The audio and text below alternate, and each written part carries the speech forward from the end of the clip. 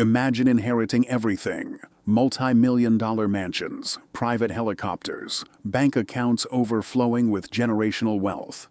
Now imagine deciding that was not enough. This is the story of 4 teenagers born into absolute privilege who discovered something darker than money, something more intoxicating than luxury: the power to take a human life and face almost no consequences.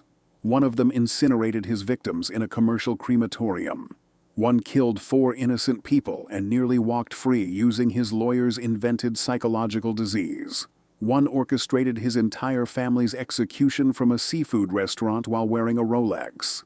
And one stabbed his parents 50 times, then vacationed in their money while they decomposed on the living room floor. Stay until the end. The final case will break your mind. If you're new here, hit subscribe. This gets darker. Meet Dylan Millard.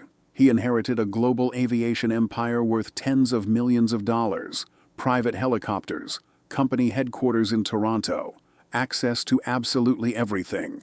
By 27 years old, he owned everything and felt nothing. He was a sociopath, a predator. And he'd just discovered the ultimate thrill: making people disappear. In summer 2012, Dylan murdered his first victim, a 23-year-old woman named Laura Babcock. She was a romantic inconvenience. Dylan bought a commercial-grade incinerator. He called it the Eliminator. He paid $15,000 for a machine that could turn bone to ash. He incinerated her remains, completely erased her from existence. That worked perfectly. So 4 months later, he upgraded targets: his own father. On November 19, 2012, Dylan shot his sleeping father through the eye, staged it as suicide. The police accepted it without investigation. Dylan inherited the entire aviation empire. He felt invincible. Now watch what his God complex made him do. In May 2013, Dylan wanted a Dodge Ram pickup truck. Not because he needed it, because he wanted the thrill of stealing it from a living person. He found a victim: Tim Bosma, 32 years old, hard-working father, just trying to sell his truck. Dylan shot him inside the vehicle, drove him to his private hangar, and incinerated him in the Eliminator. But Dylan made one critical mistake. He called an auto body shop 2 days later requesting an urgent repaint job. He wanted the black truck turned red. That phone call was documented. That timestamp was fatal. Police raided his hangar. Inside the Eliminator, they found fragments of human bone. Dylan Millard's God complex had finally caught up with him. He was convicted of 3 counts of first-degree murder. He'll be eligible for parole in 2043. At that point, he'll be in his 60s. Dylan Millard threw away a global aviation empire, private helicopters, and millions of dollars for the fleeting rush of pulling a trigger. But Dylan was not the only golden child who discovered that murder was intoxicating, and he was definitely not the only one whose wealth nearly let him escape entirely. Before we get to the next case, I need to know: which of these should face harsher punishment?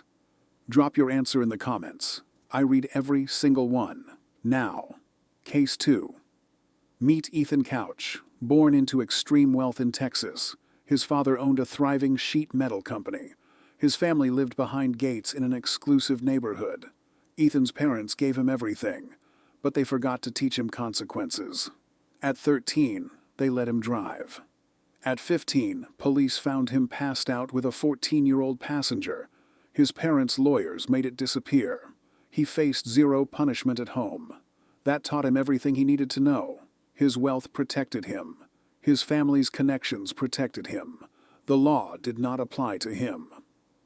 On June 15, 2013, Ethan stole beer from a Walmart. He got behind the wheel of his father's red Ford F-150 pickup truck. He tore down the dark rural roads in Burleson, Texas, accelerating to 70 miles per hour in a 40 miles per hour zone. A short distance away, down Burleson Road, a 24-year-old woman named Brianna Mitchell was experiencing car trouble. Her sport utility vehicle had broken down on the side of the road. She was stranded in the darkness, vulnerable and alone. Seeing her in distress, 3 good Samaritans pulled over to help. Holly Bowles and her 21-year-old daughter Shelby left their home nearby to offer assistance to this stranded young woman. A local youth minister named Brian Jennings also stopped his car and got out to help. The four of them stood on the grassy shoulder of Burleson Road trying to fix Brianna's vehicle. They were doing nothing wrong. They were committing no crimes. They were simply trying to help a person in need. Ethan Couch lost control of the speeding 3-ton red pickup truck. The massive vehicle drifted off the pavement. It completely obliterated the group standing on the shoulder of the road. Brianna Mitchell died instantly at the scene. Holly Bowles died instantly. Shelby Bowles died instantly. Brian Jennings died instantly. 4 human beings. 4 families shattered. 4 futures completely erased. Sergio Molina, one of Ethan's friends who was riding in the bed of the pickup truck, was violently thrown from the vehicle. He landed on his head. He suffered a catastrophic brain injury that left him permanently paralyzed and unable to speak. Ethan Couch walked away from the mangled wreckage with minor scrapes and bruises. He suffered no serious injuries. He was essentially unharmed. His blood alcohol content, measured 3 hours after the crash, was 0.24%. His toxicology screening tested positive for marijuana. It also tested positive for Valium. Ethan Couch was intoxicated. He was impaired. He was a danger behind the wheel of a motor vehicle. The legal aftermath of the crash became a massive national spectacle. There was no traditional trial. There was no jury that would determine whether Ethan Couch was guilty of killing 4 people. Instead, Ethan Couch entered a direct guilty plea to 4 counts of intoxication manslaughter and 2 counts of intoxication assault. The defense, led by high-priced attorneys funded by Fred Couch's millions, unleashed a psychological defense strategy that stunned the world. The defense requested that Ethan receive 0 prison time, 0 days behind bars. Instead, they requested that he be sent to a luxury rehabilitation center in California. And then the defense introduced a term that would ignite national outrage, a term that would become synonymous with privileged entitlement, a term that would be mocked and denounced across social media and late-night television: affluenza. The defense argued that Ethan Couch was a victim of a fabricated psychological condition, a condition caused by extreme wealth. The defense claimed that Ethan Couch was so buried in money and privilege that he literally lacked the mental capacity to understand the consequences of his actions. His parents had never taught him that bad behavior resulted in punishment. They had simply bought his way out of trouble every single time he broke the rules. Therefore, according to this twisted logic, the 16-year-old was a victim of his own parents' immense wealth. He was practically a child suffering from a rich man's disease. Judge Jean Boyd controversially agreed with portions of this defense. Judge Boyd closed the sentencing hearing to the media and to the public. She handed down a probation sentence. 10 years of probation. No prison time. No incarceration. No consequences for killing 4 people. Judge Boyd controversially reasoned that an offender without Ethan's vast wealth would end up in the overcrowded, publicly supported Texas juvenile justice system. She believed that Couch might not receive the kind of intensive therapy he required in a traditional facility. Ethan Couch was sent to a state facility in Texas. The state facility's costs were covered by a state tax subsidy that paid 95% of the $260,000 bill. This left Ethan's wealthy parents to pay just $14,040. Even his punishment was subsidized by taxpayers. The national response was instantaneous and explosive. The affluenza defense became a symbol of everything that was wrong with the American justice system. It became proof that wealth truly did buy freedom, that a teenager could kill 4 people and face no prison time as long as his parents had enough money to hire the right attorneys. 2 years into his probation, a specific 6-second video surfaced on Twitter. The clip showed Couch actively playing a game called beer pong at a party. Beer pong involves bouncing ping pong balls into cups of alcohol. Participating in beer pong violated the strict sobriety terms of his probation. This 6-second Twitter video was the central piece of digital evidence that derailed his probation entirely. Realizing that the viral video would finally land him in a prison cell, Ethan and his mother hosted a going-away party in Texas. They said goodbye to their loved ones.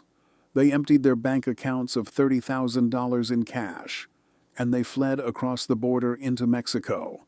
A massive international manhunt involving the United States Marshals Service and the Federal Bureau of Investigation ensued. Ethan Couch and his mother drove to the resort city of Puerto Vallarta. They dyed Ethan's hair black. They hid in a condominium. But their freedom lasted only briefly.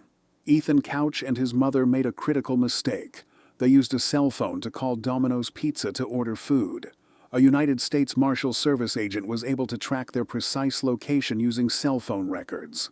Ethan Couch and his mother were captured at their condominium in Puerto Vallarta. Ethan Couch was extradited back to the United States. Because his case transitioned to adult court following his flight to Mexico, the judicial landscape changed dramatically. The judge ruled that any future probation violations could result in a maximum penalty of 10 years in prison for each of the 4 people he had killed. This meant Ethan Couch was now facing a theoretical maximum of 40 years behind bars. A judge sentenced him to 720 days in a county jail. This represented 180 days for each of the 4 innocent lives he had ended. His mother was convicted of a felony for hindering the apprehension of a felon. Ethan Couch served his jail time and was released to serve out the remainder of his probation. After a series of minor infractions, Ethan Couch's 10-year probation formally concluded in December of 2023. He is currently a free man. You think you've seen darkness. You haven't. The final 2 cases are where evil reaches its absolute peak. Kent and Tricia Whitaker were the definition of the perfect American family. Kent was a successful accounting executive. Tricia was a beloved elementary school teacher. They lived in a beautiful multi-million-dollar Sugar Land, Texas home. They had 2 sons, Kevin and Bart. They attended church together. They took vacations together. They were the family everyone wanted to be. They provided Bart with every advantage: private schools, university tuition, unconditional love. Bart was deeply broken. He was a manipulative sociopath, and for 3 years he lived the ultimate lie, pretending to attend Sam Houston State University while actually abandoning his education entirely. He forged report cards. He created fraudulent documents. He presented lies to his proud parents, who celebrated his academic success with genuine joy. All the while, he was planning something unimaginable. His ultimate goal: the family inheritance. He calculated exactly how much his parents were worth, and he decided the simplest solution was to make them disappear. He hired 2 accomplices. Chris Brashear agreed to be the shooter. Stephen Champagne agreed to be the getaway driver. Bart orchestrated every detail using cell phones he purchased specifically for the crime. December 10th, 2003. The Whitaker family dressed up and drove to a local seafood restaurant to celebrate Bart's college graduation. At the dinner table, Bart smiled. He accepted congratulations. His father gave him a $4,000 Rolex watch as a graduation gift. All the while, he knew his parents had minutes left to live. He knew his brother was about to be murdered. He had orchestrated every detail of the execution waiting at home. The family returned home around 11 o'clock. Bart lingered behind, pretending to retrieve his cell phone. He needed an alibi. His mother and brother walked inside.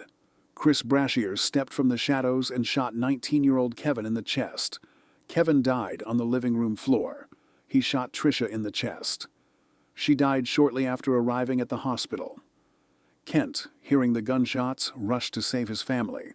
Brashear shot Kent in the shoulder, but Kent survived. Kent Whitaker survived. He was about to become the father who would make an impossible decision. Detectives saw through the staged robbery immediately. Drawers pulled open, valuables untouched. It was an amateur job. They discovered Bart's massive academic fraud. They discovered he had never attended university. They discovered everything was a lie. Bart disappeared. He fled to Mexico and adopted the fake name Rudy Rios. For years, he lived in hiding. But in September 2006, a bounty hunter found him. Bart was arrested. He was charged with capital murder. He was facing the death penalty. The jury was repulsed. They convicted him. He was sentenced to death by lethal injection, and then something unprecedented happened. Kent Whitaker, the man Bart tried to murder, the man who lost his wife and son, made an extraordinary decision. He launched a campaign to save his son's life. He appealed to the Texas Board of Pardons. He begged the state to spare his son. He did not ask for release. He asked only that Bart be allowed to live, serving life in prison for his crimes. In February 2018, Bart Whitaker was placed in the execution holding cell. The lethal injection drugs were prepared. 45 minutes before execution, Governor Greg Abbott granted an extremely rare commutation. Bart Whitaker's death sentence was commuted to life imprisonment without possibility of parole. He kept his life only because his father forgave him. The man he tried to murder saved his life. Brian Blackwell was supposed to be perfect. He was a genuine academic prodigy. Straight A's in advanced mathematics, chemistry, biology, Spanish. Fluent in multiple languages. His teachers called him a genius. He was set to attend the University of Nottingham Medical School. He held the ultimate golden ticket, a future as a prestigious surgeon. His parents were so proud. His father, Sidney Blackwell, was 72 years old, retired accountant, built a successful business, set aside money for his son's medical school. His mother, Jacqueline Blackwell, was 61, sophisticated, devoted, loved her son with everything, but Brian was fundamentally broken. He suffered from severe narcissistic personality disorder. Psychologists confirmed he was a complete sociopath. For him, being a future doctor was not enough. He needed immediate global adoration. So he constructed a massive, completely fabricated alternate reality. He convinced his girlfriend he was a professional tennis prodigy. He claimed he earned £70,000 per year from Nike sponsorships. He claimed he was preparing for the French Open. He told her he owned a £60,000 Mercedes sports car. He told her he owned a £450,000 luxury apartment in an exclusive complex. All lies, all completely fabricated. To fund this delusional lifestyle, Brian committed extreme financial fraud. He forged his 72-year-old father's signature 13 times. He systematically drained his parents' savings bonds. He stole money set aside for his university education. He presented his girlfriend with a fraudulent £39,000 check that immediately bounced. Every pound was stolen from his parents. Every lie was designed to maintain his fantasy. July 25, 2004. Brian's mother discovered the fraud. She contacted the bank. She realized her son had been systematically stealing from them. Sidney and Jacqueline confronted their 18-year-old son. They expressed concern. They wanted to understand. They wanted to help. The idea of losing his fabricated wealth triggered a murderous rage. Brian retrieved a heavy claw hammer and a sharp carving knife. As his defenseless father sat in his living room armchair, Brian unleashed a devastating, frenzied beating. He struck his father repeatedly with the hammer. He stabbed him over 30 times in the chest and abdomen. The violence was not clinical. It was not efficient. It was frenzied and uncontrolled and absolutely brutal. Jacqueline walked into the room and witnessed the horrific slaughter of her husband. She saw her son standing over her dying partner. She saw the blood. She saw the violence. Brian immediately turned the weapons on his own mother. He violently battered her with the hammer. He stabbed her 20 times. He dragged her lifeless body into the bathroom. In a police interview, Brian coldly stated, "I could not believe someone would have died so easily. Not. I could not believe what I had done. Not. I could not believe I had killed my parents. Simply. I could not believe someone would have died so easily." He viewed his parents as objects that had broken. The next morning, Brian picked up his girlfriend. She had no idea what had happened. They boarded a flight to the United States. Brian spent £30,000 of his dead parents' money on a lavish international vacation. They stayed in the presidential suite of the Plaza Hotel in New York City for 3 nights. Spent over £2,000 on the room alone. They traveled to Florida, Barbados, San Francisco, back to New York. Brian sipped cocktails, dined at elite restaurants. lived out his fantasy of unlimited wealth while the decomposing bodies of his parents sat on the living room floor back in England. His girlfriend believed they were on a vacation. She believed he was a wealthy tennis prodigy. She had no idea she was traveling with someone who had just murdered his parents and was vacationing in their remains. For 6 weeks, the bodies decomposed in the locked house. September 5, 2004. Neighbors reported an unbearable odor from the Blackwell property. Officers forced their way inside and found the grotesque, decomposing remains of Sidney and Jacqueline Blackwell. They had been rotting for over a month. Brian was arrested. He maintained innocence through 7 police interviews. He tried to manipulate detectives with lies. Eventually, the evidence shattered his fabricated reality.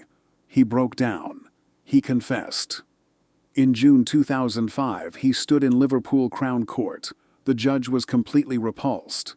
The judge called him an arch-deceiver. Brian Blackwell was sentenced to life in prison with a minimum 12-year term. The judge warned, because of his untreatable condition, he may never be released. Brian Blackwell was released in 2016. After serving 11 years, he walked free. He is currently living as a free man.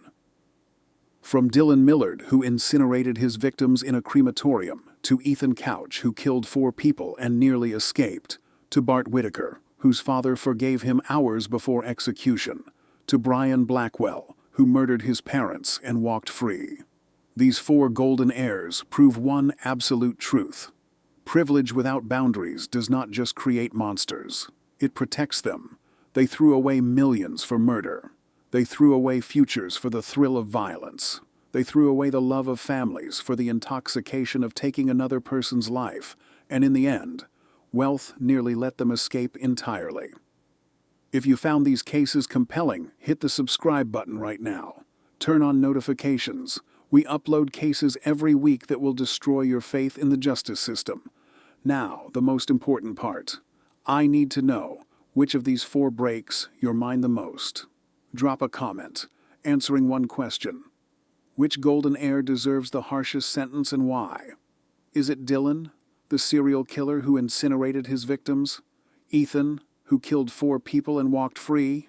Bart, who plotted his family's execution? Or Brian, who murdered his parents and vacationed in their money? Comment now. I read hundreds of responses every single day. Hit like if any of these cases changed how you see wealth and privilege. And if you made it this far, you know the truth. In America, justice is not blind. Justice sees your bank account first.